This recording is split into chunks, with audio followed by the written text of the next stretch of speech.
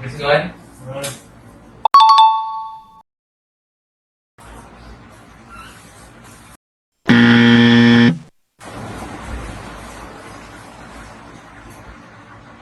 Tanya, anda berdua telah menjadi calon ahli untuk jawatan Presiden untuk Majlis Perwakilan Pelajar UKM.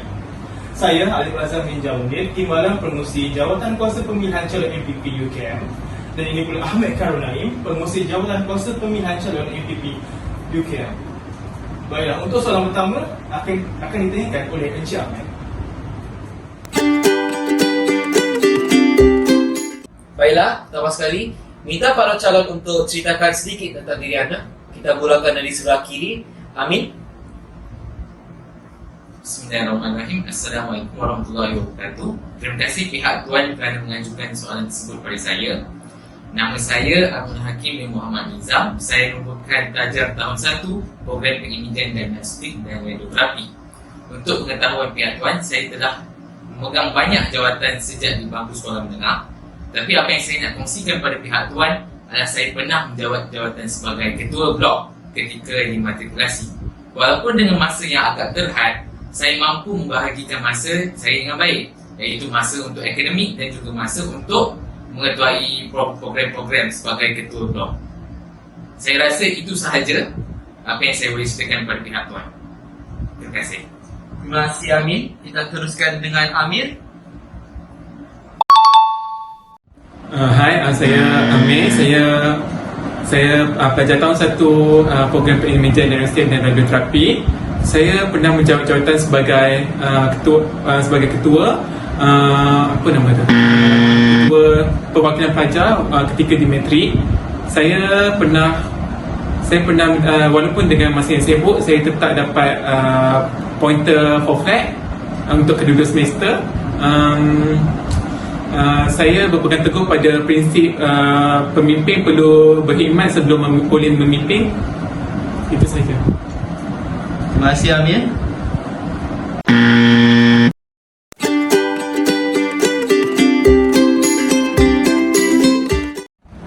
Baiklah, seterusnya saya ingin bertanya, apa yang menyebabkan anda tertarik dengan jawatan Presiden MPP? Boleh saya mulakan dulu? Okey, boleh. Okey. Pertama sekali, kenapa saya nak jawatan ni adalah sebab first, saya akan dapat bilik aircon.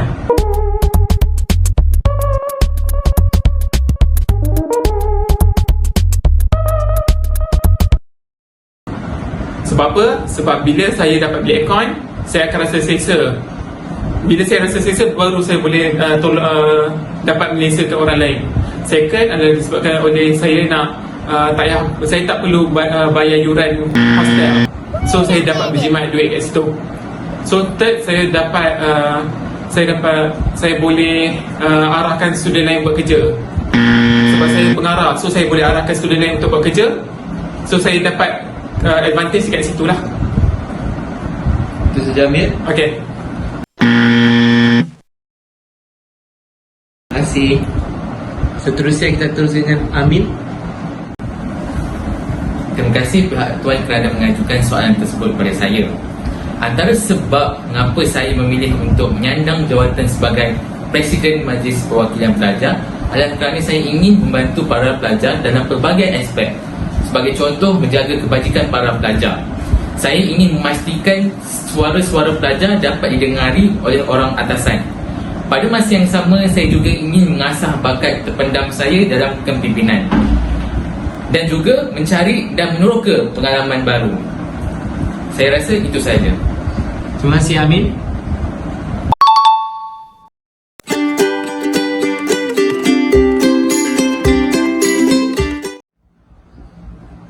Baiklah, untuk soalan seterusnya, ceritakan sedikit tentang projek anda yang pernah anda kendalikan tetapi gagal. Boleh anda jelaskan? Kita mulakan dengan Amir. Saya ada satu program yang saya rasa sangat gagal. Saya pernah buat program gotong royong dulu. Saya ketua untuk program gotong royong ketika saya dekat matrik dulu. Tapi program tu kurang dapat sambutan sebab saya punya esko orang bawah, saya tak buat kerja dengan baik. Saya dah suruh edarkan poster tapi dia pun tak edarkan poster. So tak dapat sambutan. So saya terpaksa anjakkan masa, saya terpaksa tangguhkan program tu, tapi still tak dapat sambutan. So saya rasa memang teruk lah time tu. Terima kasih Amir. Kita teruskan dengan Amin pula. Terima kasih pihak Tuan untuk tanyakan soalan mengenai ibu. Saya pernah mengendalikan program Temasya Sukan ketika dimatrikulasi dahulu yang melibatkan blok-blok di kolej matrikulasi saya. Kami telah melakukan segala persiapan dan alhamdulillah segalanya terjalan dengan baik. Namun apakah daya disebabkan pandemik COVID-19, program ini tidak dapat dilakukan dengan baik. Maka antara contoh pendekatan yang saya ambil bagi mengelakkan masalah ini adalah saya cuba untuk menukarkan daripada sukan fizikal ke sukan maya, iaitu dengan memberikan mereka antara acara-acara seperti Valorant, PUBG, catur dan sebagainya. Syukur biarpun terpaksa menukar sukan fizikal ke sukan maya, dia tetap mendapat sambutan yang baik daripada kalangan pelajar-pelajar dimatrikulasi. Saya rasa itu sahaja. Terima kasih. Terima kasih Amin.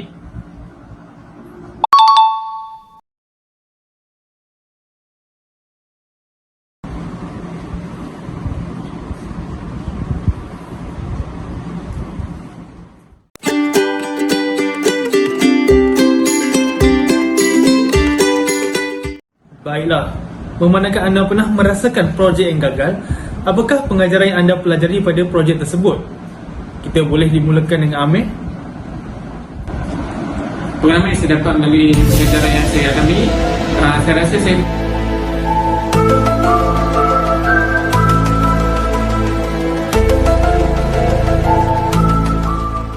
perlu bertegas pada orang bawahan saya kerana mereka tidak melakukan tanggungjawab mereka dengan bagus. Mereka bersenang-senang, mereka tidak melakukan tanggungjawab mereka dengan sepatutnya. Bagi saya perlu melantik exco yang bagus, saya perlu melantik AJK yang bertanggungjawab supaya mereka dapat membantu saya dan dari pelbagai aspek. So, bagi saya, salah mereka kerana mereka yang tidak melakukan tanggungjawab yang sepatutnya. Saya rasa itu saja. Terima kasih Amir. Kita teruskan dengan Amin pula. Terima kasih pihak Tuan kerana menyanyikan soalan tersebut. Pengajaran yang saya dapat dari pengalaman yang gagal tadi, yang saya ceritakan tadi, adalah sebagaimanapun manusia merancang, perancangan Tuhan adalah lebih baik. Tugas kita sebagai hamba-Nya adalah kita redha dan menerimanya dengan hati yang terbuka. Pada masa yang sama, kita juga perlu berfikir di luar kotak untuk mengatasi masalah tersebut. Untuk pengetahuan pihak Tuan, saya bersama AJK-AJK yang lain melakukan mesyuarat untuk menggantikan program fizikal tersebut. Kami berhasrat untuk menukar struktur program dari sukan fizikal ke sukan maya. Dan alhamdulillah, walaupun pelbagai dugaan yang kami hadapi, segalanya berjalan dengan lancar dan program Temasya Sukan dapat dilakukan dengan baik. Itu sahaja daripada saya. Terima kasih. Terima kasih Amin.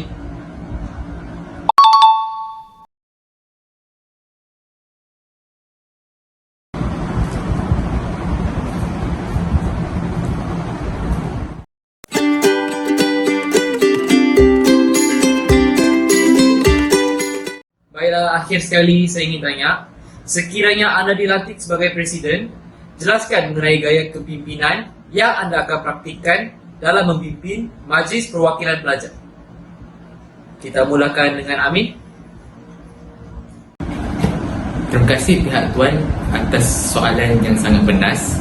Saya menitik beratkan gaya kepimpinan melalui teladan. Saya percaya bahawa perilaku yang dilakukan oleh seorang ketua atau pemimpin akan dapat dijadikan contoh untuk pelajar-pelajar lain. Kepimpinan yang baik akan mendorong kepada kebaikan daripada pelajar-pelajar yang lain. Walaupun sesibuk mana sekalipun kita sebagai seorang pemimpin, akademik juga harus dipandang tinggi. Dan kita dan tanggungjawab kita sebagai seorang pelajar pun tidak boleh dilupakan. Saya sebagai pemimpin perlu menonjolkan contoh yang baik dahulu sebelum dapat diikuti oleh orang-orang lain. Saya dahulu perlu mengutip sampah sebelum dapat dijadikan contoh untuk orang lain. Hal ini dapat menginspirasikan pelajar-pelajar lain untuk sama mengikuti saya dalam mencontohi perkara-perkara yang baik.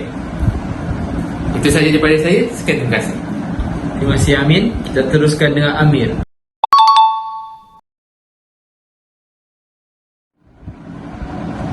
Okay, jika saya dipilih sebagai pengurusi MPP, saya akan kepimpinan saya akan memfokuskan kepada autokratik. Tuan-tuan tahu apa itu autokratik? Biasa ceritakan. Autokratik ni macam saya semua apa macam mana kita nak cakap, semua keputusan saya akan lakukan. So orang bawahan saya akan follow je apa yang saya cakap. Saya tak kisah orang nak fikir apa pasal saya punya kepimpinan, asalkan benda itu akan membuatkan MVP naik. So bagi saya, biarlah orang pandang hina saya, asalkan MVP akan menjulang naik. So itu saya bagi saya. Terima kasih Amir.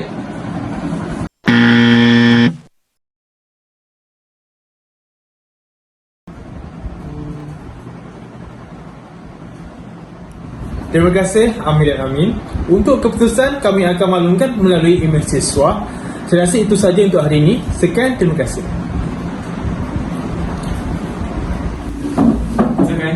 Silakan semua.